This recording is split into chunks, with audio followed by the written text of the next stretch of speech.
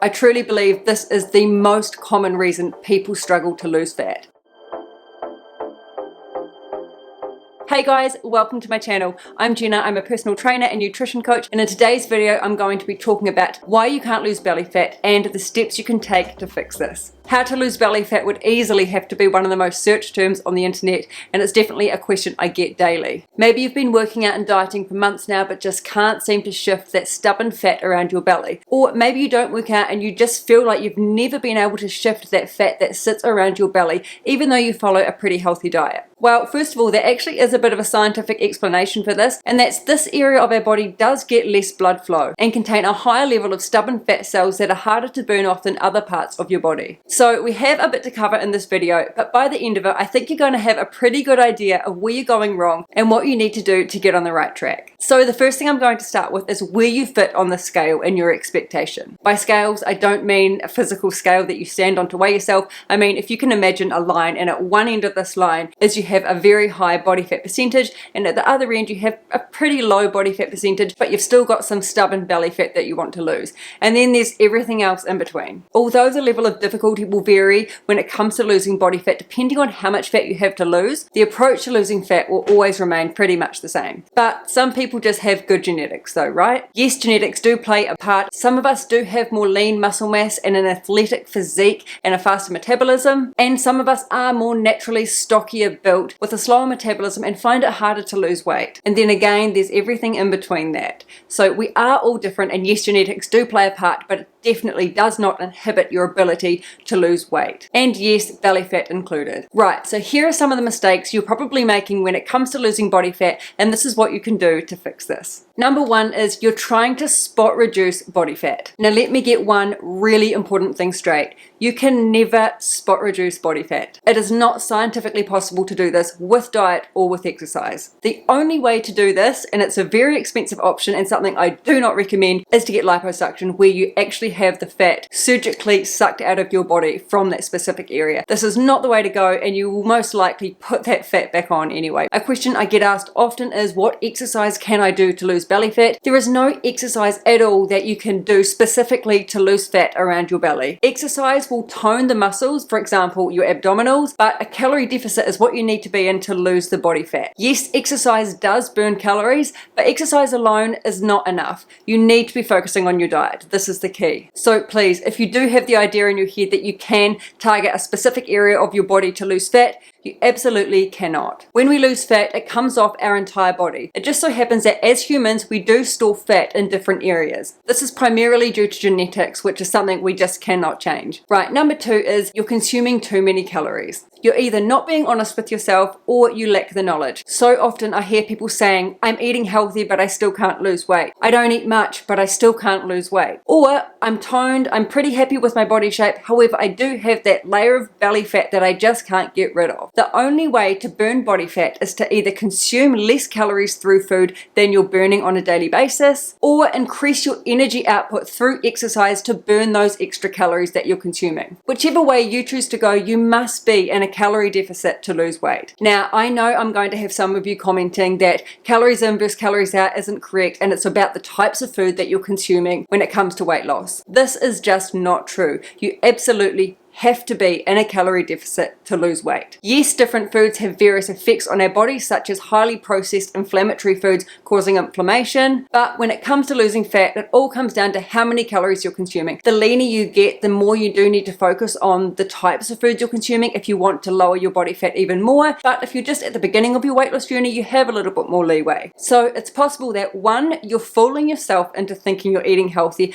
however, you are overindulging on the weekend. Maybe you're drinking too much, such as alcoholic beverages, maybe you eat out a lot on the weekend, and you're over consuming, which is bumping your calories way up and throwing you right off track. Or two, you genuinely do believe that you're eating healthy, but you just lack the knowledge when it comes to nutrition, and the healthy foods you're eating regularly actually are little calorie bombs and you don't even realize it. So in most cases, you probably are consuming more calories than you realize. One common trap here is cooking oils, sauces, salad dressings, and creamers. Adding these to your meals can easily add a few hundred 100 calories. I truly believe this is the most common reason people struggle to lose fat. For those of you who are lean and happy with your physique but just can't seem to shift those last little layers of fat, you are at the point where it does start to get really difficult. There's no denying this. This is where you need to reassess the quality of the calories you're consuming. You've already lowered your calorie intake fairly low, so your body will be doing everything it can to hold on to those fat stores and prevent you from burning it off. If you're at this point, this is where you could consider introducing a refeed day to your diet. This means you come out of your calorie deficit for the day and you increase your carbohydrate intake by at least 100%. What this does is gives your metabolism a boost and kickstarts your body to start burning more calories. Now, a refeed day sounds great, but I do not recommend doing this if you are just starting your fat loss journey and do have a higher percentage of body fat to lose. You have a lot more wiggle room here and your body won't be desperately holding on to those fat stores at this early stage. Okay, number 3 is you're impatient. When it comes to fat loss, it's highly likely you want this done yesterday. You lack the patience and discipline to do it the slower way, but this is the healthy way and the way that's going to give you the highest chance of keeping your fat off long term. How many times have you got yourself excited by a new diet, got really motivated watching some videos and ripped down to the grocery store and stock up on all the foods that you need, and then within a few days you've gone completely off this diet because it either wasn't sustainable or you just gave up because you weren't seeing the results fast enough? I guarantee you've all done this at least once, if not multiple times. I know I have in my early 20s, that's for sure. The key here is to be less aggressive in your approach. Don't be so hard on yourself. It needs to be seen as a lifestyle change, not a short-term challenge. Now, I know it's easy to point at people who are fit and lean and athletic and say you have a fast metabolism, but in actual fact, these people, in most cases, are extremely disciplined in their diet. These people stay very consistent, and no, they cannot eat everything they want. I can guarantee you that. So yes, genetics do play a part, but for long-term success, and especially as you grow older, it's discipline and consistency. This is why certain people are able to maintain a lean physique year-round. So the key here is don't be impatient. You need to see this as a lifestyle change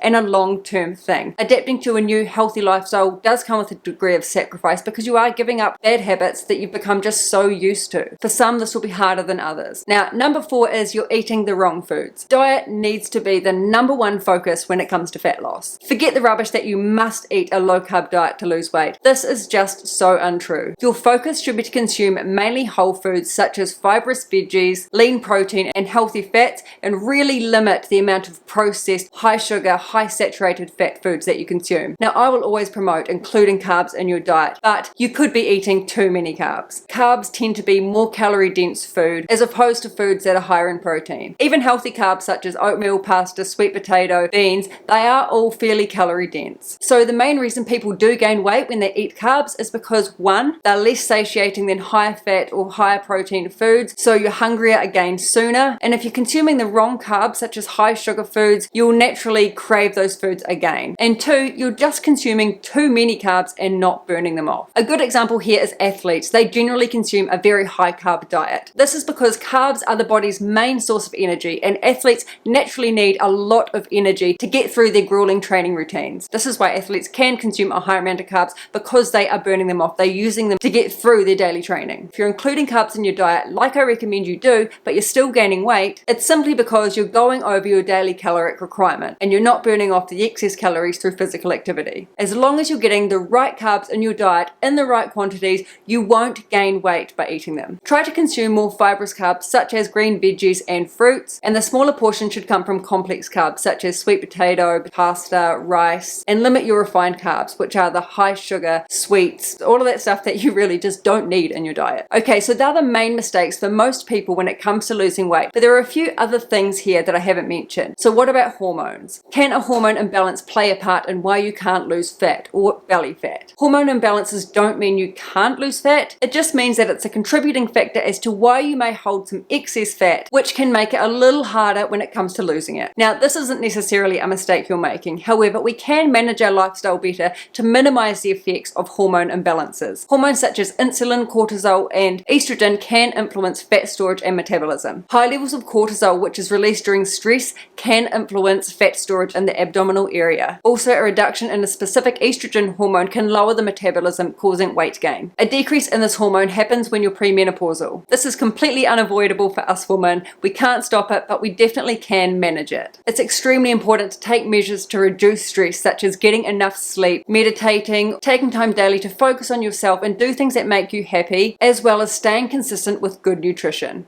Food has a huge impact on our mental health and how our brain functions. So what about age? Yes, age plays a part on how quickly we gain weight or how slowly we lose weight. Sometime in our 30s to 40s, it will be different for everyone, we begin to lose muscle mass. This can be as much as an 8% reduction per decade. This affects our metabolism because the less lean muscle mass we have, the slower our metabolism will become. So on the good side, there is something that you can do here, and that is to increase your metabolism. Now, this just doesn't go for people who are in that 30 to 40 or over bracket. This can be for anyone who has a lower percentage of lean muscle mass. You can do this by varying your workouts and including more strength and muscle building routines. This will be extremely beneficial in helping speed your metabolism up. Cardio is great for your heart health and burning calories, while strength and hypertrophy training is good for building muscle mass. With more muscle mass, you increase your resting metabolic rate, which results in burning more calories while your body is at rest. So guys, there's a lot to take in here, but that is the truth of it. Remember that sustainable fat loss takes time and patience. If you implement this advice and stay consistent, this is the way you will lose belly fat. Most people won't stay consistent long enough to see the results. And as I mentioned, even if you are consistent, it's quite likely you're not in a calorie deficit like you think you are. Yes, you might be for a couple of days, but then you could be just going and blowing it all again on the weekend, or you just simply lack the knowledge when it comes to nutrition. Now, I'm not a fan of counting calories at all, but I do realize that sometimes when you're starting your weight loss journey, you might need to track your calories and your macronutrients to get yourself on track and to understand how it actually works and what you do need to be eating on a daily basis, how much you need to be eating to